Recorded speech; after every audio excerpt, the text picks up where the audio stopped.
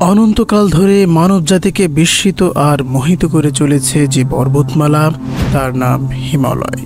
শুধু উচ্চতা আর অপরূপ প্রাকৃতিক সৌন্দর্যের জন্য নয়, এটি বিশাল পর্বতশ্রেণী তার বুকে ধারণ করে আছে অসংখ্য রহস্য, লোককথা আর অমীমাংসিত প্রশ্ন।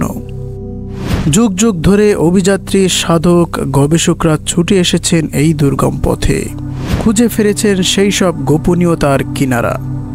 আজ আমরাও জানব সেই সব রহস্যময় হিমালয়ের পথে, অন্বেষণ করব তার কিছু অজানা তথ্য। তো প্রথমেই জেনে নিই ইয়েতি বা তুষার মানবের পদচিহ্ন সম্পর্কে। হিমালয় রহস্যের কথা উঠলেই সবার আগে যে নামটি আসে তা হলো ইয়েতি বা মানব তুষার। শতাব্দীর পর শতাব্দী ধরে লোকমুখে এই বিশাল লোমশ দ্বিপদী প্রাণীর গল্প।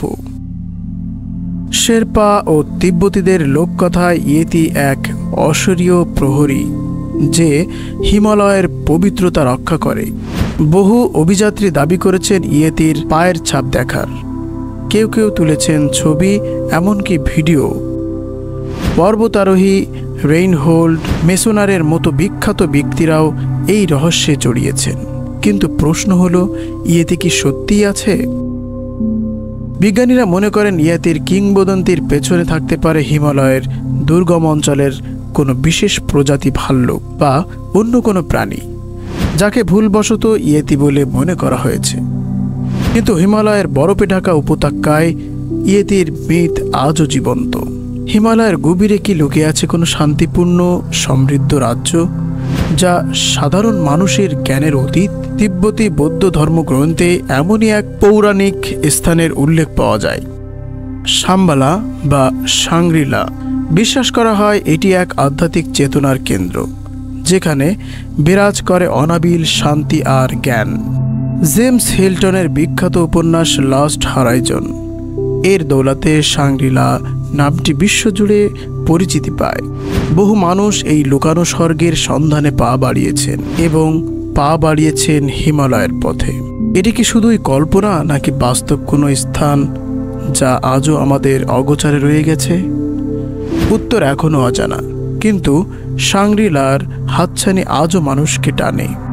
রূপকুণ্ড কঙ্কাল হ্রদের ইতিবৃত্ত।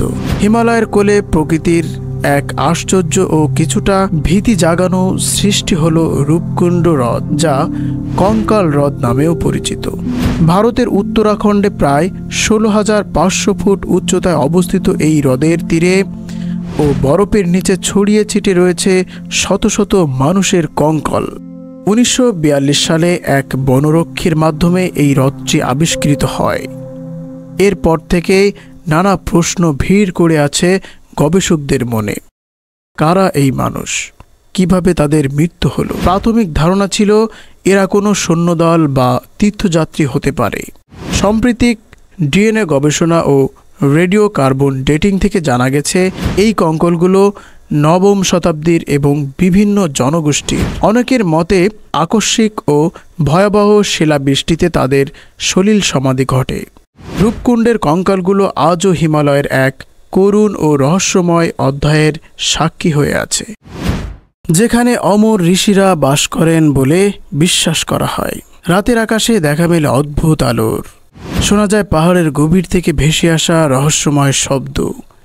লাদাখের চুম্বুক পাহাড় তার মধ্য আকর্ষণের আচরণের কারণে পর্যটকদেরকে অবাক করে তোলে। আর এই বিশাল পর্বতমালায় লুকিয়ে আছে অসংখ্য অজানা ঔষধি উদ্ভিদ, যার ভেষজ গুণ হয়তো অনেক জটিল রোগের সমাধান দিতে পারত।